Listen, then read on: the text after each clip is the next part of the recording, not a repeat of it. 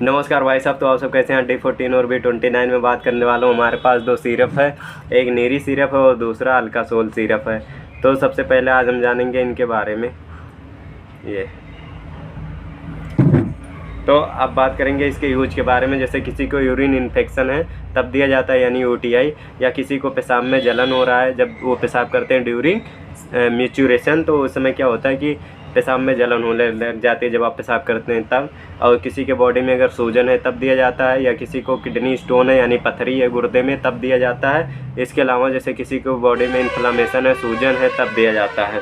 तो ये सूजन को भी कम करता है। अब बात करेंगे इसके डोज के बारे में। इसका डोज जो है वो 10 ml लेना रहता है। 10 ml लिए मैंने दवा। अब इसको क्या करेंगे, पानी में आधा गिलास पानी में इसको मिक्स करके उसके बाद में पीना रहता है। आधा गिलास पानी में डिजॉल्व करके पीना होता है हमें, और दिन में 3 बार। और ये दवा हमें खाली पेट नहीं लेना रहेगा। ये दोनों है 10-10 ml, मतलब दोनों में से कोई एक दवा पीनी होती है। वो डॉक्टर प्रिस्क्राइब करते हैं। कोई भी मेडिसिन बिना डॉक्टर के कंसल्ट से नहीं लेना चाहिए, क्योंकि उसके कुछ साइड इफ़ेक्ट होते हैं जिससे आपको कुछ प्रॉब्लम्स हो सकते हैं। तो अब हम बात करने वाला हूँ, जैसे ये 10 ml ले लिया मैंने दवा, आधा गिलास पानी में डिजॉल्व किया। अब उसको हमें पीना रहेगा कब, जब हम खाना खा लिए रहेंगे उसके बाद, क्योंकि तब उसमें क्या होगा, खाना खाए रखे रहेंगे तो GIT जो रहेगा वहाँ पे वो इरिटेशन नहीं काज करेगा, डिस्टर्ब नहीं करेगा GIT ट्रैक्ट को।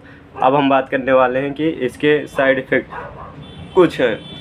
जैसे इसके साइड इफ़ेक्ट ये हैं कि इलेक्ट्रोलाइट हमारा क्या हो जाते हैं, डिसबैलेंस हो जाते हैं, मतलब कम हो जाते हैं। और ये हाइपोटेंशन काज कर सकता है, क्योंकि ये BP को भी कम करता है। क्योंकि डायूरेटिक्स है। डायूरेटिक्स मेडिसिन क्या होते हैं कि कोई भी रहते हैं वो पेशाब को बढ़ा देते हैं, और जब पेशाब बढ़ते हैं तो उसमें से इलेक्ट्रोलाइट्स कम हो जाते हैं हमारे बॉडी फ्लूइड में से। तो क्या होगा, सोडियम की कंसंट्रेशन ब्लड और बॉडी फ्लूइड में कम होगा, जिससे कि BP कम हो जाएगी थोड़ी बहुत।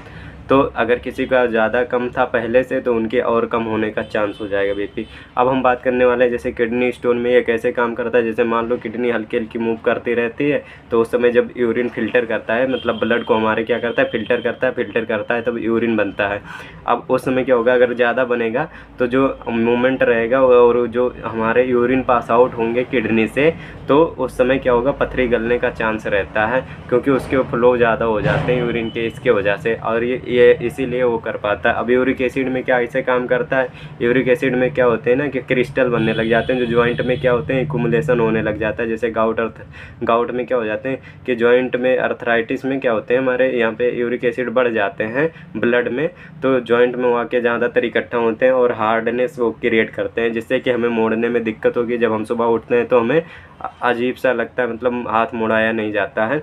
तो उस समय क्या होता है, ये बढ़िया काम करता है यूरिक एसिड को भी ये कम करने, क्योंकि क्रिस्टल फॉर्म नहीं होने देता है। बाकी और डिटेल चाहिए